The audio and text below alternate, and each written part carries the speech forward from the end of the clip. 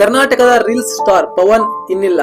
ಹೌದು ಕಣ್ರಿ, MR01 ಪವನ್ 19 ಎಂಬ ಐಡಿಯನ್ನ ಇಟ್ಟಿರುವಂತಹ ಈತ ಕರ್ನಾಟಕದಲ್ಲಿ ತನ್ನದೇ ಆದ ಡ್ಯಾನ್ಸ್ ಮುಖಾಂತರ ಹೆಸರು ಮಾಡಿರುವಂತಹ ದೊಡ್ಡ ಇನ್ಸ್ಟಾಗ್ರಾಮ್ ಕ್ರಿಯೇಟರ್ ಅಂದ್ರೂ ತಪ್ಪಾಗಲ್ಲ.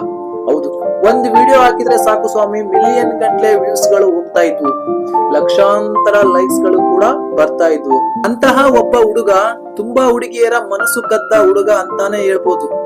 ಆದ್ರೆ ಆ ದೇವರು ಆಟ ಹೇಗಿದೆ ನೋಡಿ. ಮೊನ್ನೆ ಅಂದ್ರೆ ಒಂದು ದಿನದ ಹಿಂದೆ ಅವರು ರಾಯಲ್ ಎನ್ಫೀಲ್ಡ್ ಬೈಕ್ ನಲ್ಲಿ ಹೋಗುವಾಗ ತುಂಬಾ ಭೀಕರ ಅಪಘಾತದಿಂದ ಮರಣವನ್ನು ಹೊಂತಾರೆ.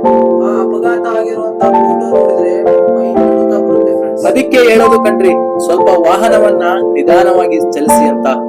ಬನ್ನಿ ಹಂಗಾದ್ರೆ ಅವರ ಕಮೆಂಟ್ ಬಾಕ್ಸ್ ಅಲ್ಲಿ ಅಭಿಮಾನಿಗಳ ಕಮೆಂಟ್ ಅನ್ನ ನೋಡೋಣ. Please come back Pavan bro, ಈ ಕೆಟ್ಟ ಪ್ರಪಂಚಕ್ಕೆ ಬರಬೇಡ Pavan, but you are always wonderful. ನಗುವಿನ ಒಡೆಯ ಮತ್ತೆ ಬಾ.